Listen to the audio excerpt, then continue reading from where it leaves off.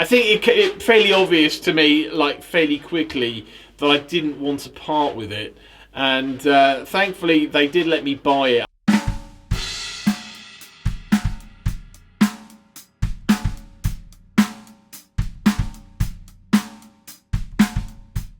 I got given this snare drum to actually do a formal review on it a couple of months ago now, and that was for MikeDolbear.com.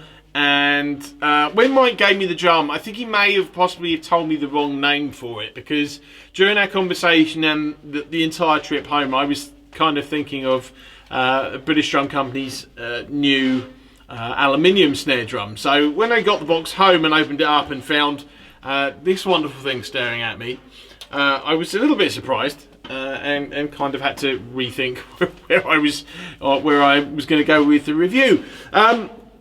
If you haven't seen, I mean, this is a sort of fairly new drum. I think it's maybe been out for a year or so, but it's still a sort of fairly new snare drum in their in their series. But it's made of 10-ply English yew, and that's YEW for those who haven't looked it up or anything that know anything about British trees.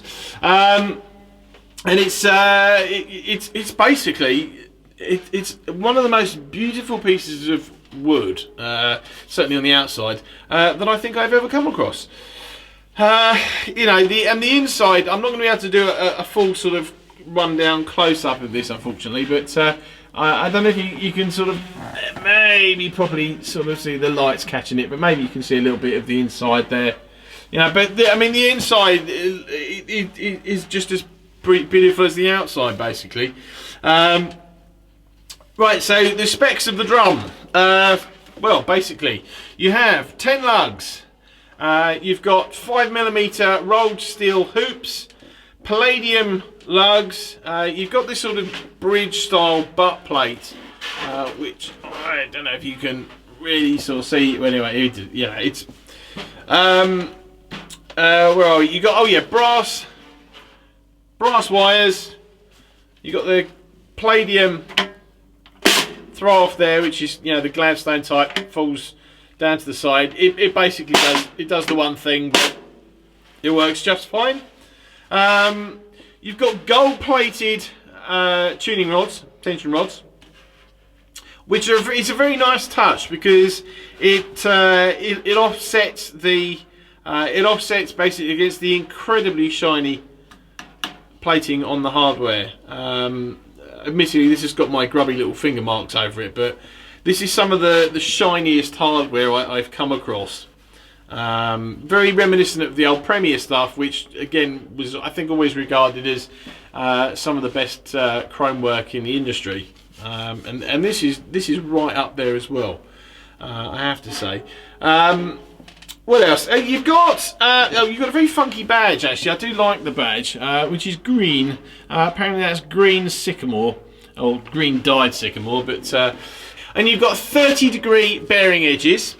And what else? And obviously you've got the vintage style claws there as well. I think that's pretty much it.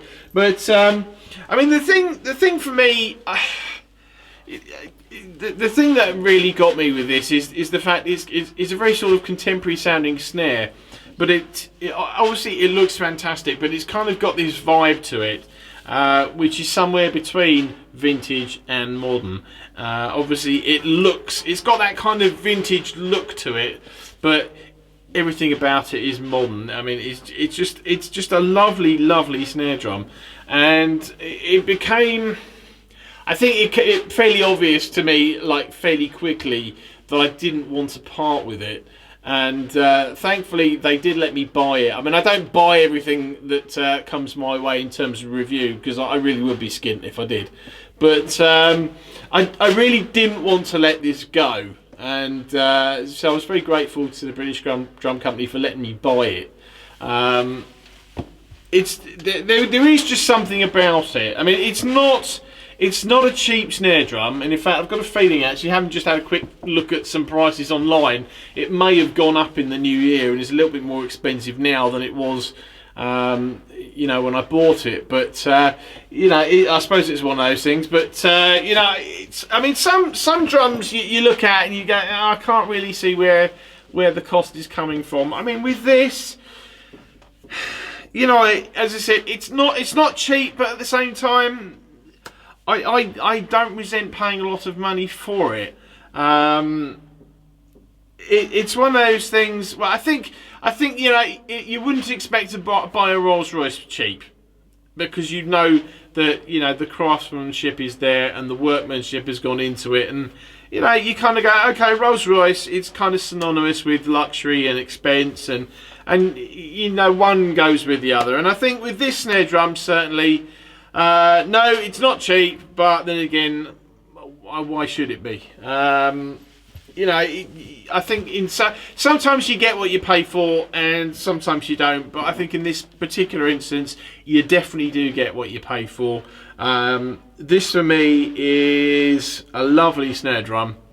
I kind of I try and keep hold of stuff, and I try and buy stuff that sort of speaks to me. And there was just something about this that did indeed speak to me.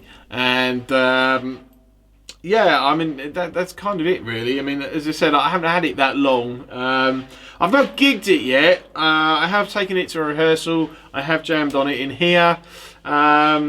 It's lovely. I mean, it goes up, it'll go down. Yeah, it's a 14x6 as well. That was the obvious thing I kind of forgot. Probably is in the title anyway, but like, you know. But yeah, and the other cool thing that you do get with this, you get a little sort of, I don't know if you call that a little keyring. BDC keyring, which is kind of cool. I'm not going to use it.